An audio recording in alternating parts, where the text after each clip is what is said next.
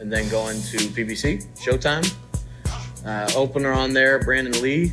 Holy shit, did he get cracked with the right hand? My goodness. I heard the hit. Well, all of us stopped. So that's when we're talking about, everyone's playing games. My cousin, shout out to my cousin Drew. He's ready to. Why you oohing like that? Well, and you just want to let me know that I'm missing something. Oh yeah, you missing it, but everybody else can see. My cousin Drew is literally about to leave the house and then stop because of the knockdown. All right. He was like, wait, let me see what happens here. We was playing cards, right? And then we heard, ooh, and it's like a whole minute and a half left in the round, maybe even longer than that. And we stopped the game for a whole nother round just to see what it was going to be. Yeah. So I really didn't tune into that fight completely. And then remember, I went back to playing my games. No disrespect to him, but I was like, how did he turn that fight around? Pretty much dominated every other second other than that brief blip on the radar. So that's kind of what I always talk about in terms of that growth in the ring and having to go through adversity makes champions. To get to teaching him something. Because I mean, his career,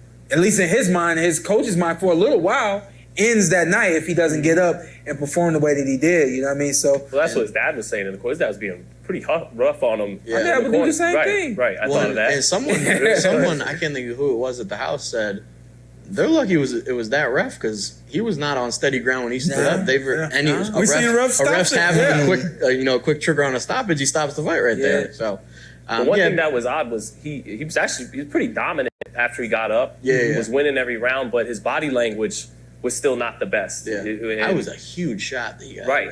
And actually, the fight would have looked better for him just off body language alone. Like Andre Ward's always talking about body language in the ring. You can make it look better or worse to the judges depending on your body language. And he was dominating, but it was obvious he was still winded. He had got dropped earlier. So, it's something to think about moving forward. And of course, with him defense as well. Yeah. I mean, I saw no head movement. No. I didn't see no hands being, And maybe that's something where it's like, okay, we probably should have worked on defense before. Now we definitely need to work on defense. 17-0? Yeah, he's getting there. Yeah, he's getting there. He still fights away to getting in there with the dogs. Yeah, he's but you gotta be ready. Yeah, he's working forward. But these guys, talking about Nico and Brandun, both times it's defensively is what needs to get better. Yeah. That's the harder part.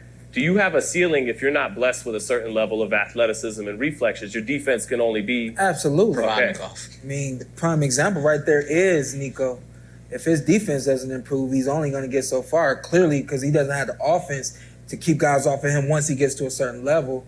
But then, even along the way, if you're wearing shots, getting there, how damaged are you once you get there? Right. You know what I mean? So, I was given a lot at a young age in terms of boxing, and then we continue to just tune things and improve things along the way. But a lot of guys are so focused on the highlight reels and the knockouts that they and even the coaches, it's like they forget that there's another component to that game, which is not only being able to make a guy miss, but then that return fire right afterwards. Yeah. And y'all know me, man. I like the guys that can punt, be offense, and then that defense, that quick counter. You know what I mean?